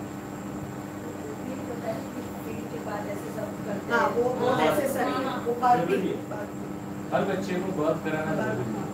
सेकेंड, ज़्यादातर हम ये बोलते हैं कि बच्चे को जितना हो उतना थोड़ा सा एंगल पे सुलाना है, फ्लैट नहीं सुलाना। जैसे क्या होता है, आप खाना खा के फ्लैट सो जाओ, क्या होगा, थोड़ा एसिडिटी जैसा लगेगा, ऊपर आएगा। क्यों? क्योंकि हमारा जो पेट है, जठर बोलते हैं, ईसोफेगस, स्टमक और ईसोफेगस का जो जंक्शन होता है वहाँ से थोड़ा बैक आता है, तो बच्चों में भी आता है, तो उनको थोड़ा सा एंगल देते हैं। जिनमें बहुत ज़्यादा वॉमिटिंग होती है उनको तो 30 डिग्री एंगल बोलते हैं, और अदरवाइज अराउंड 5-10 डिग्री एंगल पे थोड़ा रख के सुलाने से वो रिगर्जिटेशन नहीं होता, तो अच्छा लगेगा। और बर्फ कराना बहुत अच्छे से डकार आ रहा है, मतलब फिर अच्छे से कर दिया, समझ सकते हैं, मतलब इनडायरेक्ट वे में समझ सकते हैं। बट डकार क्यों आती है? क्योंकि बच्चा फास्ट फीडर होता है, बच्चा फास्ट फीडर होता है, उतना मदर को मिल्क नहीं आ रहा, वो धीरे धीरे ही आता है, बस साथ में हवा चली जाती है, तो वो डकार आती है, मतलब वो हवा बाहर निकलती है। सिंपल लैंग्वेज कि वो हवा जितनी उसने ले ली, गल्प कर ली, वो बहुत। आप देखो जो बच्चे फास्ट फीडर होते हैं, जिनके बच्चे 5 या 10 मिनट में ब्रेस्ट फीडिंग कर लेंगे ना, वो शाम के टाइम में ज़्यादा बढ़ेंगे। ये नॉर्मली हमने देखा है। क्यों? क्योंकि इतना स्पीड में लेते हैं ना कि वो दूध तो आता ही है, बट इसमें गैस, वो हवा इतनी पी जाते हैं कि फिर गैस हो जाता है, फिर यूनिक हो जाता है।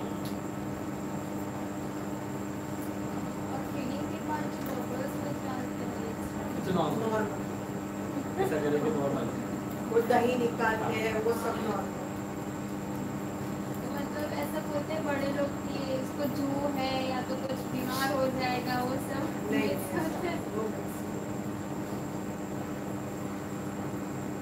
वो हमारे ना जठर में एसिड होता है, वो खट्टा होता है एसिड, तो दूध जाता है अंदर तो फट जाता है, बराबर। तो वो थोड़ा जो एक्स्ट्रा जो गैस के साथ निकल जाता है तो दही जैसा बाहर निकलता है। तो और कोई क्वेश्चन? मैं तो थोड़े क्वेश्चन जो मैं पूछने वाला हूँ आपसे पूछ लेता हूँ। तो जैसे पहले पूछा था वैसे था, सबसे पहले बच्चे को कौन सा दूध देना चाहिए? माँ का दूध। मूवी में भी हम वो देखे ना, धर्मेंद्र बोलता है अगर माँ का दूध पिया ठीक है। तो सी डेवलपमेंट उसका फिजिकल तो होता है, बट मेंटल आईक्यू स्टडीज ये दिखाती है कि अराउंड 7% मेंटल आईक्यू, मतलब आपने अगर एक्सक्लूसिव ब्रेस्ट फीडिंग दिया है, ज़्यादा टाइम तक दिया है, तो बच्चे का इंटेलिजेंट क्वेश्चन मतलब बुद्धि क्षमता 7 पॉइंट्स जितनी बढ़ जाती है। हाँ, तो वो उसके डेवलपमेंट में भी काम करता है। थोड़े क्वेश्चन जो मैंने निकाले थे जो अभी लिंक में भेजेंगे, पर पूछ ही लेता हूँ कि बच्चे के जन्म के बाद कब दूध देना चाहिए? एज सुन एज पॉसिबल है, गोल्डन आवर, पूरा था first hour within 1 hour. Baby को जन्म गुट्टी देनी चाहिए? नहीं। बेबी का जो पहला दूध आता है कोलोस्ट्रम, इसके बारे में थोड़ी बात करनी हमारी रहेगी। नॉर्मली गुजराती में क्या है, दाकड़ दूध, येलो दूध, सी इट्स विच मिल्क, जो ओल्ड विच दाकड़ है विच। हाँ, ओल्ड एज के जो हैं वो बोलते हैं कि पहला दूध निकाल के फेंक दें, वो नहीं है, वो सबसे इम्पोर्टेंट होता है, क्योंकि उसके अंदर इम्यूनोग्लोबुलिन्स एंटीबॉडीज इतने ज्यादा होते हैं कि वो देना ही है। वो उसको हम फर्स्ट वैक्सीन बोलते हैं। उसको हम फर्स्ट वैक्सीन भी बोलते हैं, मतलब बीसीजी को फर्स्ट वैक्सीन नहीं बोलते, कोलोस्ट्रम को फर्स्ट वैक्सीन बोलते हैं, तो वो कभी नहीं फेंकना। मतलब कई बार क्या होगा कि जैसे बच्चा ले रहा है तो वो एकदम ठीक आएगा तो वो बड़े बोलेंगे नहीं ये फेंक दो, ये गंदा दूध है, वैसा नहीं होता, वो देना जरूरी है। उसके अंदर एंटीबॉडीज बहुत ज़्यादा होते हैं, मतलब वो देना बहुत जरूरी है। नॉर्मली हम ये बोलते हैं कि पहले 3 दिन मदर को जो दूध आता है वो अराउंड 10 to 40 ml आता है। तो दैट मीन्स अगर बच्चे ने ऑन डिमांड जैसे हर 2-3 घंटे में लिया तो हर बार 1-1, 2-2 ml ही दूध आ रहा था, दैट इज ऑल्सो सफिशिएंट। तो दूध की क्वांटिटी इनिशियली कम होती है, इसलिए थोड़ा वेट लॉस होता है, बट धीरे धीरे जैसे जैसे मिल्क सिक्रीशन 4th डे में पीक पे आएंगे तो वो बढ़ता जाएगा, इसमें कोई चिंता नहीं। ठीक है, colostrum is rich in antibodies, वो मैंने आपको बताई दिया। देन बच्चे को दूध कितने कितने टाइम पे देना है? So on demand is a better word. On demand मतलब जब बच्चा रोए, मैंने कहा ना बच्चा 2 चीजों से ही होता है, भूख और दूध, तो उसको जब भी ऐसा लगे तो दे सकते हैं। तो ऑन डिमांड कोई कोई बच्चे हमने ऐसे देखे जो 1.5 घंटे पे भी लेते हैं, कोई बच्चे 3 घंटे पे भी लेते हैं, उसमें प्रॉब्लम नहीं है। बट वी आर वरीड अगर न्यूबॉर्न पहले पीरियड में 3 घंटे तक नहीं लेता तो फिर उसको एक तो ऑलरेडी मदर को मिल्क कम आ रहा है और दूसरा वो लेगा नहीं तो उसका शुगर कम हुआ, इसलिए 3 घंटे। बट अदरवाइज ऑन डिमांड जितना भी बच्चा मांगे जब मांगे, कोई कोई बच्चे ऐसे होते हैं 1-1 घंटे में मांगते हैं, कोई बच्चे 3 घंटे में मांगते हैं, 6-6 घंटे सोते रहते हैं, तो पर उसको उठा के पिला, उनको उठा के पिला। ठीक है, सो 8 से 8 बार तो होना चाहिए, मतलब 6 से 8 बार तो मिनिमम जाना ही चाहिए। देन एडिक्वेट मिल्क सिक्रीशन के साइन क्या क्या है?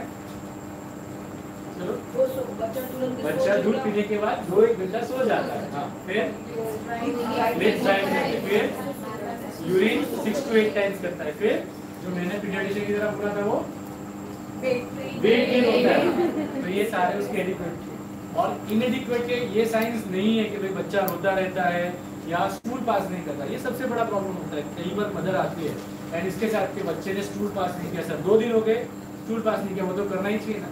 एक्सक्लूसिव ब्रेस्ट फीडिंग पे जो बच्चे होते हैं कई बार 2-2 वीक तक स्टूल पास नहीं करते और कई बार दिन में 10 से 14 बार भी करते।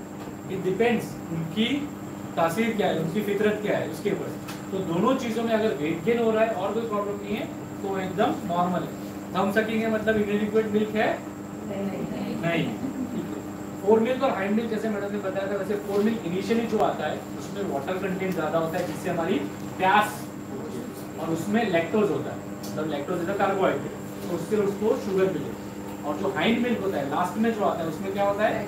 फैट, तो उससे वेट गेन होने वाला है, इसलिए वो फैट जाना जरूरी है। वो नहीं जाएगी तो वेट गेन नहीं होगा। जो बच्चों में हमने देखा है कि वेट गेन नहीं हो रहा उसमें मदर कई बार सिर्फ मदर को ऐसा हो जाता है, कई बार बच्चे भी ऐसे होते हैं कि भाई थोड़ा सा लिया और फिर सो गए। तो इन दैट केस आप प्रेस करके एक्सप्रेस करके जो हाइंड मिल्क है वो निकाल सकते हैं। हमने बोला वैसे रूम टेम्परेचर पे रखेंगे, 4 से 6 घंटे खराब नहीं होने वाला। नेक्स्ट टाइम पहले वो दे दें तो उससे उसको कैलोरीज जाएगी। एक्सक्लूसिव ब्रेस्ट फीडिंग कब तक देना है? 6 months. And during breast feeding हम कोई टॉनिक देते हैं एक्सेप्ट विटामिन D3। हाँ, विटामिन D3 देते हैं। फिर कहीं पे भी जाके ऐसा आप देखोगे सारे डॉक्टर्स लिखते हैं, मैं ये कहूँगा, और वो साइंटिफिक रीजन से लिखते हैं। और हम ये बोलते हैं तो उसमें ये एक एक्सेप्शन है कि विटामिन D3 देते हैं और वो 6 महीने तक देते ही सब, उसमें कोई प्रॉब्लम नहीं है। कॉम्प्लीमेंट्री फीडिंग कब से चालू करेंगे? After 6 months. After 6 months complementary feed मतलब जो 6 महीने तक हमने एक्सक्लूसिव दे दिया तो आप धीरे धीरे ऊपर का चालू करेंगे। काउस मिल्क जो भी चालू करना है वो आफ्टर 1 ईयर, ठीक है। कॉम्प्लीमेंट्री मिल्क माने दाल का पानी वो सब। और मदर और बेबी कंफर्टेबल है तो कब तक दे सकते हैं हम breast feeding? More than 2 years also, अगर दोनों कंफर्टेबल है तो दे सकते हैं, उसमें कोई प्रॉब्लम नहीं। सी कई बार ये होता है, पहले ये बोला जाता था कि after 3 years if the child is taking it is called as a breast addiction syndrome, but आप बोलते हैं कि नहीं वो इंग्लिश में कई बार बच्चे से लेते हैं तो इट्स नॉर्मल, बट प्रोवाइडेड आप दूसरा न्यूट्रिशन साथ में दे रहे हैं। Breast milk normally room temperature में 4 घंटे, और जैसे मैंने बोला था वैसे जो हमारी मिल्क बैंक है उसमें 6 मंथ्स तक हम स्टोर कर सकते हैं। मदर्स मिल्क में सब कुछ होता है एक्सेप्ट विटामिन के। मदर्स मिल्क में सारे विटामिन होते हैं एक्सेप्ट विटामिन के, इसलिए जब बच्चे का जन्म होता है, जितनी भी जगह पे जन्म होता है वहाँ पे पीडियाट्रिशियन बर्थ पे आके उस बच्चे को विटामिन के का इंजेक्शन देते हैं और देते हैं, ठीक है। इसलिए आपके बच्चे को सबसे पहला इंजेक्शन विटामिन के का लगता है, बीसीजी का नहीं लगता। सबसे पहला इंजेक्शन वो लेबर रूम में जैसे बच्चा आया वैसे ही लग जाता है। वो देना इसलिए जरूरी होता है कि मदर्स मिल्क में है ही नहीं, वो डेफिशिएंट है, तो फिर अगर वो विटामिन के नहीं होता तो बच्चे को काफी इश्यूज होते हैं। वो क्या होते हैं वो हम देख लेते हैं, बट देन इसलिए वो देते हैं। एंड मैडम ने सिखाई थी गुड साइंस ऑफ अटैचमेंट, क्या क्या है? बच्चा जब ब्रेस्ट पे लगा हुआ है तो अटैचमेंट की गुड साइंस, दो चीजें सिखाई थी उसने। सबसे पहला माउथ इज वाइड ओपन, ठीक है, हाँ, लोअर लिप इज आउट, लिवर टेल। फिर एरियोला का जो part chin is touching the breast, and areola जो है डिब्बा के आजू बाजू ब्लैक पार्ट जो है तो वो लोअर जो है वो तो पूरा जाएगा, अपर थोड़ा दिख सकता है, बट अगर अपर भी चला जाता है तो भी कोई प्रॉब्लम नहीं, बट इम्पोर्टेंट है कि लोअर तो पूरा जाना है, ठीक है। इसके लिए हम नॉर्मली मैडम ने दिखाया होगा, पर नॉर्मली सारे हम ऐसे बोलते हैं कि बच्चा सीधा होना चाहिए जब अटैचमेंट होता है। बच्चा इन स्ट्रेट लाइन, मतलब head body and neck in one line. बच्चा समीप होना चाहिए, मतलब नजदीक, टमी टू टमी। बेबी का जो टमी है वो मदर की टमी के पास, नोज टू नोज, मतलब नोज इधर है तो नोज इधर, इसलिए इधर आ जाएगा, वो ऐसे एकदम क्लोज होना चाहिए, तो उससे वो अटैचमेंट पोजीशन मतलब उसकी अच्छी रहे, पोजीशन अच्छी रहे। ये थोड़े से क्वेश्चन है जो मैं शीतल अभी आज तो थोड़ा इश्यू है इसलिए नहीं आ पाइए, पर मैं उसको भेज दूंगा, तो आप सबको भेज देंगे। जैसे आप भरेंगे आपको एक सर्टिफिकेट भी मिल जाएगा, मतलब फिनिश तुरंत। हाँ, और उसके लिए जीमेल पे अकाउंट होना जरूरी है, ईमेल अकाउंट, जीमेल नहीं, ठीक है। वो जो सर दूसरा जो आपने ऐसे बताया ना कि वो लड़के ना गर्ल होगी तो उसमें होना प्रश्न के साथ क्या कर देगी, उसके ऊपर मेरी कोई कंप्लेंट नहीं है, इसलिए स्वर्ण प्राशन के बारे में मेरा कोई नॉलेज नहीं है, बट वी से इट्स एक्सक्लूसिव ब्रेस्ट फीडिंग। वो जो चीज़ आपके गर्भ संस्कार में आती है, क्योंकि कई जगह पे मैंने देखा है कि वो गर्भ संस्कार में बोलते हैं कि भाई ये एक संस्कार है या जो भी वो, हाँ, वो मैं वो उसके बारे में मेरा नॉलेज नहीं है, सो नो कमेंट्स।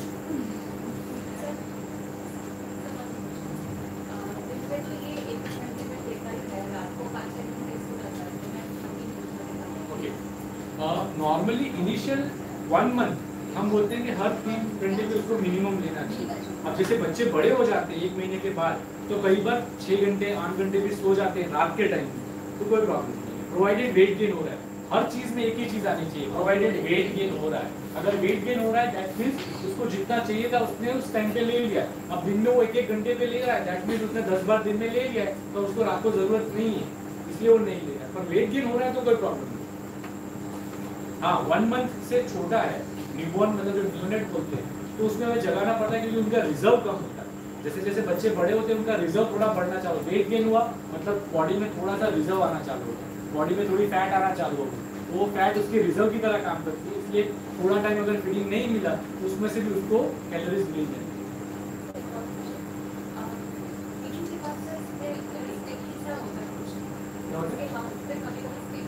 हाँ, तो इट्स अ नॉर्मल थिंग। जो बच्चे ब्रेस्ट फीड पे होते हैं उनके मुंह में वाइट वाइट कई बार थोड़ा सा होना वो नॉर्मल है, मतलब कई बार थोड़ा थोड़ा दिखेगा, बट पूरी टंग वाइट दिखती है, पूरे चिक्स वाइट दिखते हैं, पैलेट जो है वाइट दिखती है, तो हो सकता है कि वहाँ पे फंगल इन्फेक्शन है, तो फिर वो चेक कराना जरूरी है। हम उसको वाइप ऑफ करते हैं, जैसे मतलब सिंपल कपड़े से हमने साफ कर दिया, मगर वो निकल गया, कुछ नहीं है, दैट मीन्स वो कुछ नहीं है। तो नॉर्मल ब्रेस्ट मिल्क के बाद कई बार ऐसा हो सकता है। इवन आप देखोगे जो ब्रेस्ट फीड करते बच्चे में उनकी एक स्मेल भी अलग आती है, उनके जो लिप्स होते हैं यहाँ पे एक मार्क भी आ जाता है, कई बच्चों में देखते हैं हम कि लोअर लिप पे एक मार्क्स आ जाता है, तो वो सारे नॉर्मल वेरिएंट है, इसमें कोई चिंता नहीं।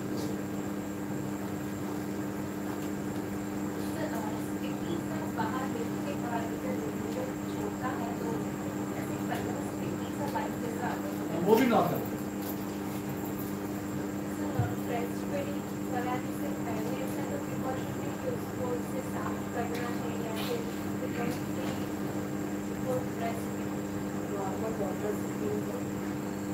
जो नॉर्मल डिलीवरी या सीजर से पहले जो नहाने होते हैं तो उसके पहले नॉर्मल है कि मतलब वो ऐसा है नहीं कि जर्म्स है या उसको कुछ दवाई से क्लीन करना है, सेवलॉन से या विटामिन से क्लीन करना है, नॉर्मल वाटर से आप वाइप करके उसको। मोस्ट इम्पोर्टेंट जो बोला वो नॉर्मल वाटर, ये क्योंकि अगर आपने कुछ और लगाया तो बच्चे को हार्म करेगा, तो has to be normal water clean करना जरूरी है। सिर्फ रिपीटेडली क्लीन करने की भी जरूरत नहीं है, रिपीटेडली ऐसे कि मैं हर बार ब्रश पानी से साफ करके पिलाओ, ऐसा जरूरी नहीं होता। ओके, एक चीज जो रह गई थी, मैंने कहा था कि मैडम बताएगी, क्योंकि that is as a paediatrician we see engorgement, मतलब वो आपको थोड़ा सा इसमें बोल देते हैं क्योंकि ये इश्यू मतलब मिल्क सिक्रीशन कम वाला है, उसके साथ साथ ओवर सिक्रीशन वाला भी है कि जिसमें एंगोर्ज हो जाती है ब्रेस्ट, तो उसमें क्या करना चाहिए? वो उसमें ना गर्म पानी की जो थैली होती है, जो बैकएक और उसके लिए हम यूज करते हैं, वो ब्रेस्ट पे लगा के उसको थोड़ा प्रेस करके निकालना है। ब्रेस्ट थोड़ा सॉफ्ट होगा तो ही बच्चा सब कर पाए, बहुत हार्ड होगा तो वो सब नहीं कर पाए।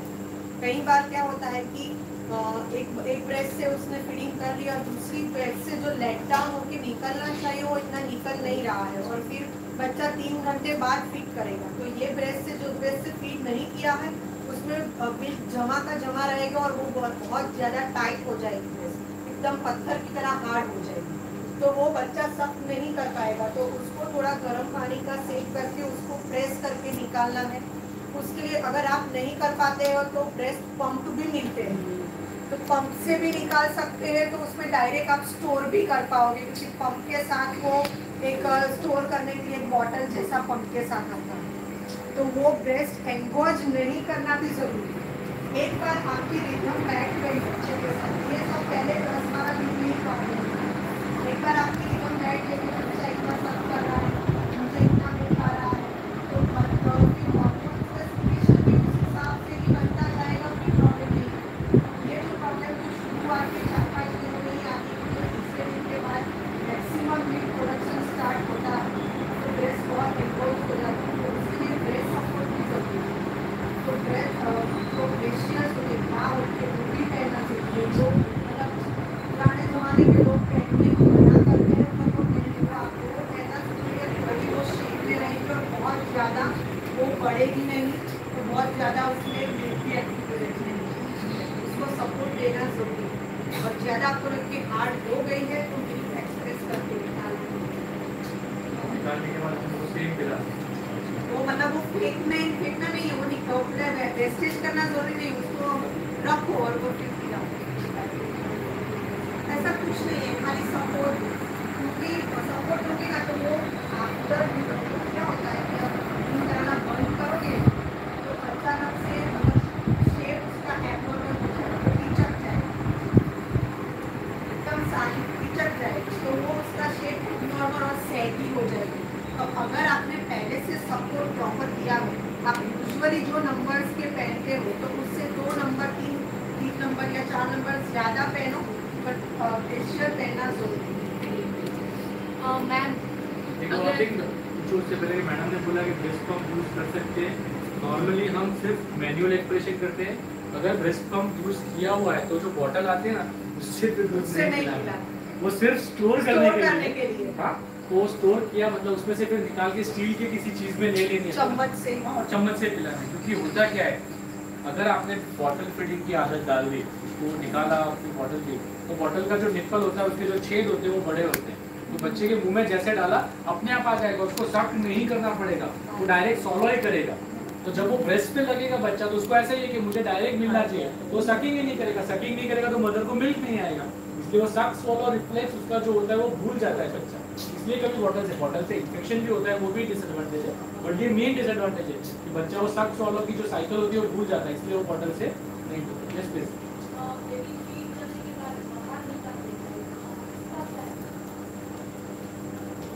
जो बेबी का जो स्टमक होता है, बेबी फीड करने के बाद बाहर निकाल देता है, बेबी का जो स्टमक होता है उसकी कैपेसिटी हम नॉर्मली ये बोलते हैं 30 ml पर kg। जैसे फॉर एग्जांपल 3 किलो का बच्चा है तो उसके स्टमक की कैपेसिटी है 90 ml।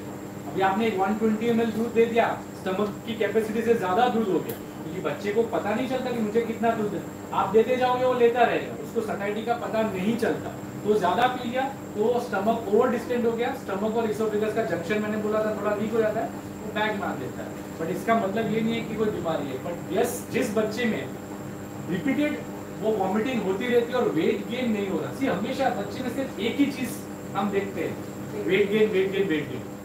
अगर वेट गेन हो रहा है तो चाहे जो कंप्लेंट कर लो, हमें कोई फर्क नहीं पड़ता। अगर वेट गेन नहीं हो रहा दैट मीन्स कि बच्चे में कोई इश्यू है।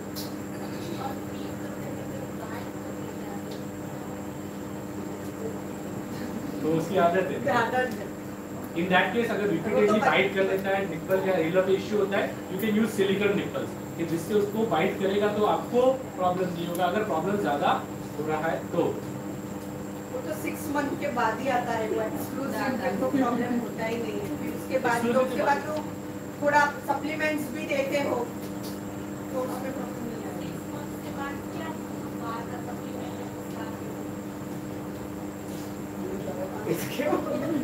सो नॉर्मली धीरे धीरे हम ऐड करते हैं, तो नॉर्मली ये बोलते हैं कि वैरायटीज ऑफ फूड देना है उसको। स्टार्टिंग जब करते हैं हम तब हम जो देते हैं 6 महीने के बाद चालू करते हैं वो सेमी लिक्विड होता है। सेमी लिक्विड मतलब कैसा, चम्मच में लिया ऐसे किया और तुरंत चला गया, तो उसमें क्या क्या आ सकता है आप लोग ज्यादा बोल पाओगे? नहीं, मूंग का पानी, दाल का पानी, चावल का पानी, मतलब वो कैसा पानी जैसा ही होगा पर उसमें थोड़ी न्यूट्रिटिव वैल्यू होगी। तो ये minimum 3 to 4 times a day देना है हमको स्टार्टिंग में जब देते हैं तो वो देना है। विद इन अ वीक और 10 डेज उसकी कंसिस्टेंसी हम बढ़ा देंगे, कंसिस्टेंसी बढ़ा के सेमी सॉलिड कर देंगे। तो सेमी सॉलिड मतलब कैसा, अगर हमने ऐसे किया तो गिरेगा पर धीरे धीरे गिरेगा। तो उसमें क्या दे सकते हैं, सब्जी राब बना के दे सकते हैं, सूप बना के दे सकते हैं, थिक सूप, वेजिटेबल पालक जो भी सूप देना है वो दे सकते हैं, दलिया बना के दे सकते हैं, ये सब चीजें दे सकते हैं। एंड देन मैश जो हमारा पूरा आता है, जैसे मैश बनाना दे दिया, पोटैटो दे दिया, एप्पल दे दिया, जो भी दिया उसको पूरा सा मैश करके हम दे सकते हैं, तो वो नियरली सॉलिड जैसा हो जाएगा। तो इसकी quantity 3 to 5 times a day होती है अलॉन्ग विद ब्रेस्ट मिल्क, और क्वांटिटी हाफ कटोरी से लेके 1 कटोरी जितना, depends on the baby's appetite. पूरा लिस्ट है, मैं भेज दूंगा वो लिस्ट भी, तो कैसे क्या बनाना है। आई वाज सरप्राइज कि जब मैंने थोड़ा सा 1 पेज का लिस्ट दिया तो एक बदल ने मुझे बोला सर ये 50 टाइप की प्यूरीज की रेसिपी है, मैं आपको भेज रही हूँ तो आप दे देना सब कुछ इसको मिले। तो कैरेट की प्यूरी है, एप्पल की प्यूरी सारी, मतलब वो मैंने तो उसको 2 पेज में लिख के दे दिया कि इतना इतना दे सकते, तो वो 50 पेज की रेसिपी भी मैं भेज दूंगा, आप सबको मिल जाएगी।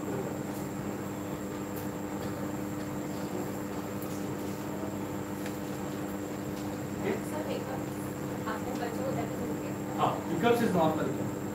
हिकअप्स आते क्यों है वो समझिए कि वो मैंने जैसे बोला, रिपीटेडली मैं बोल रहा हूँ कि स्टमक की कैपेसिटी से ज्यादा होता है तो वो बैग मारता है, बैग मार के वो वापस अंदर ही जाने वाला है या उल्टी करे। अब उल्टी करने के बाद थोड़ा अगर वापस जाता है तो कई बार हमारी सांस की नली को इरिटेट करता है, वो ट्रेकिया को इरिटेट करता है, तो उसकी वजह से उसको हिकअप्स आते हैं। तो दैट्स अ नॉर्मल।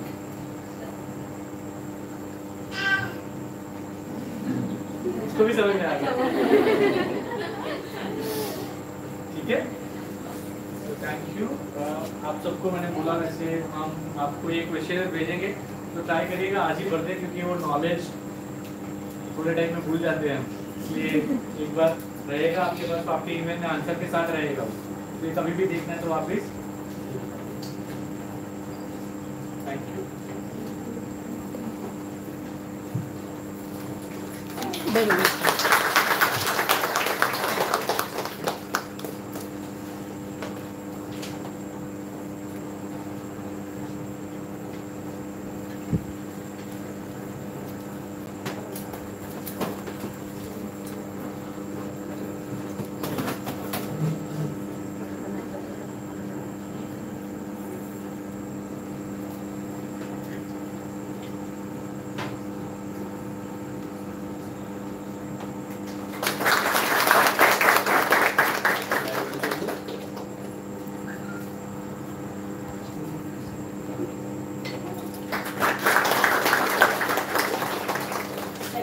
और एक लेक्चर है ऑनलाइन, जैसे कि आज हम लोगों को बहुत अच्छा मिला ना, तो जितना भी नॉलेज स्प्रेड हो उतना ही अच्छा रहेगा। तो सैटरडे से हम लोगों के साथ ऑनलाइन